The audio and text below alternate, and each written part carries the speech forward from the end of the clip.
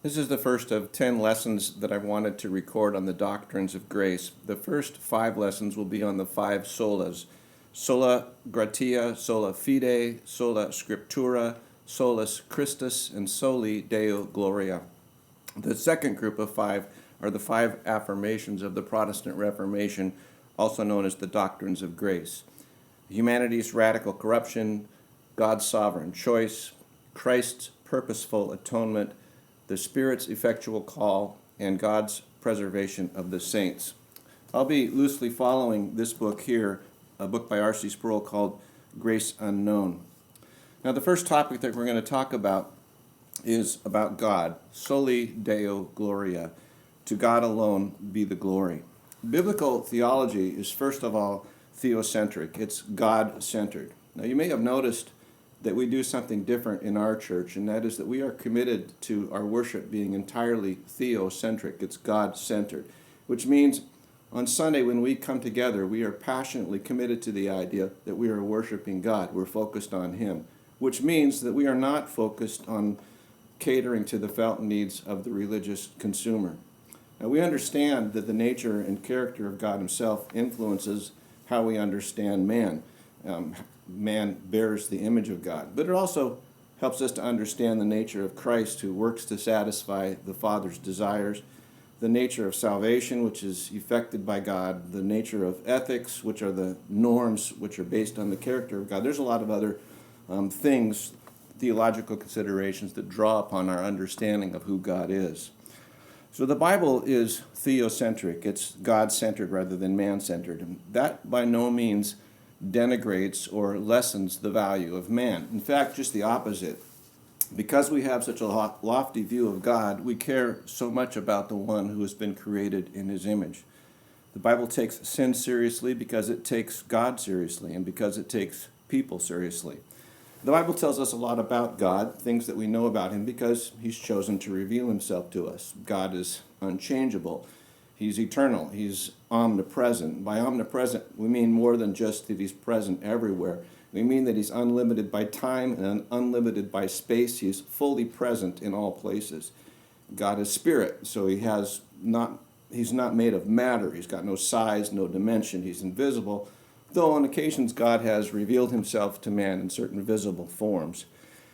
God is omniscient. He knows all things. He knows all actual things. He knows all possible things. God is wise. He's truthful. He's good. He's loving. He's righteous. He judges sin. He's holy. When we say holy, we mean that God is separate from His creation. He's wholly other, but we also mean that He's holy in the sense that of Him being pure. Next is that God is sovereign. Again, in this book, Grace Unknown, R.C. Sproul says, I've never met a confessing Christian unwilling to affirm that God is sovereign.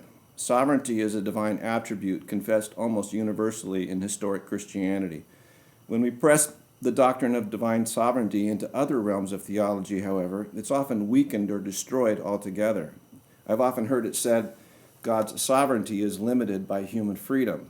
In this statement, God's sovereignty is not absolute. It's bounded by a limit, and that limit is human freedom.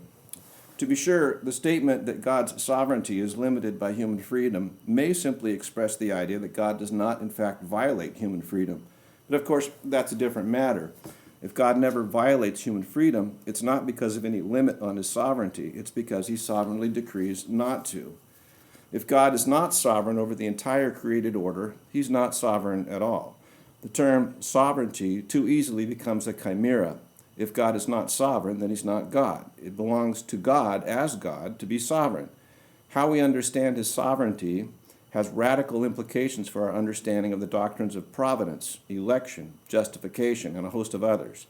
The same could be said regarding the attributes of God, such as His holiness, His omniscience, His immutability, just to name a few. Next, we talk about God being self-sufficient. And this is a characteristic that's related to God's aseity.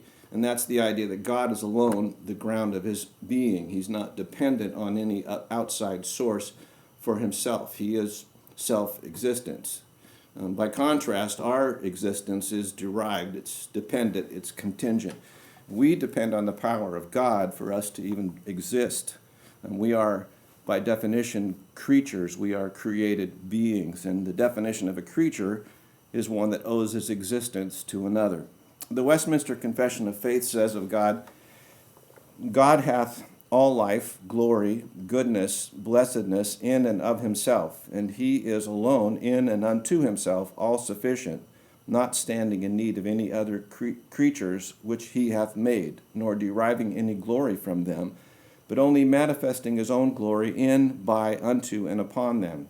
He is alone the fountain of all being, to whom, through whom, and to whom are all things, and hath most sovereign dominion over them, to do by them, for them, and upon them whatsoever he pleases. Now, God has created us for his glory. As Isaiah 43:7 says, everyone who is called by my name, whom I created for my glory, whom I formed and I made. See, God's aim at creation and how he created and governed the world is the reason for that is that he would be glorified. God says, I created you for my glory. I formed you. I made you.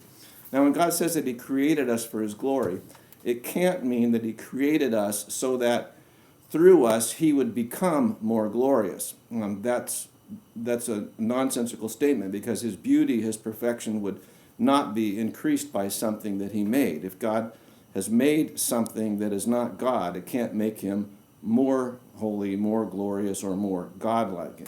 It's a staggering necessity to think that God has always existed, that he never came into being, that everything which exists, which is not God, is from God. It's from his fullness, and we can't add anything to him that didn't come from him. So when God made us for his glory, it doesn't mean that he made us so that he could become more glorious in himself. Rather, he created us in order to display his glory, in order that his glory might be known and praised.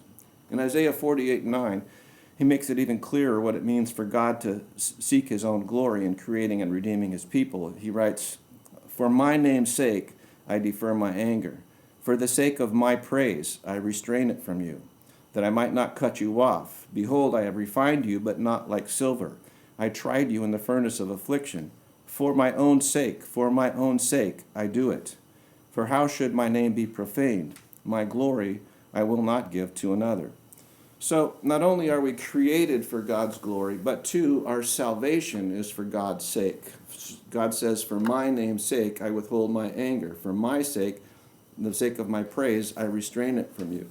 Now, to be sure, God does save his people, and he blesses us infinitely, but it's for his name's sake. It's for his praise. It's for his glory.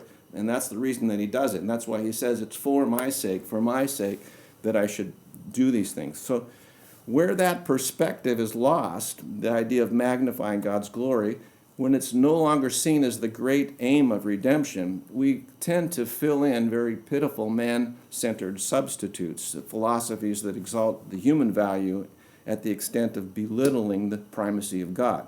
And this lack of God-centeredness we see even invading our churches today, where man is the star of the drama, where the whole point of redemption is our comfort, our prosperity, our health. These become the great goals. I mean, to be sure, we still need God. We need him to help us achieve those goals, but he becomes more like the supporting actor on the stage, and man's needs become the primary thing, that religious and cultural expectations are being fulfilled. Finally, God's glory is displayed not only in the salvation of some, but God's glory is also displayed in the loss and the judgment of others. Those that are saved will bear eternal testimony of God's gracious, loving, compassionate mercy, while those who are lost will bear testimony of God's holiness, his justice, and his purity. Again, from Sproul, sometimes a dispute arises concerning the goal or purpose of man's plan of redemption. The question is posed, is the goal of redemption the manifestation of the glory of God, or is it the manifestation of the value of fallen humanity?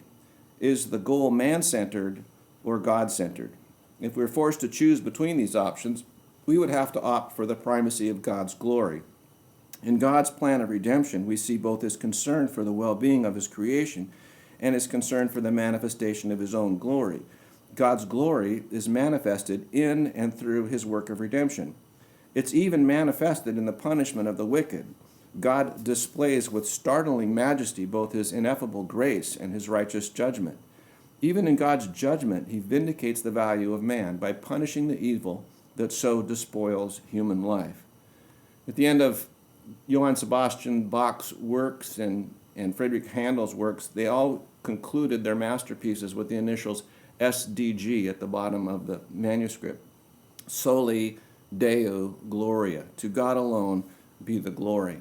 That's our passion, and that's our testimony here in this church too. May the Lord bless you and keep you. May the Lord make his face to shine upon you and be gracious to you. May the Lord lift up his countenance upon you and give you peace. Amen.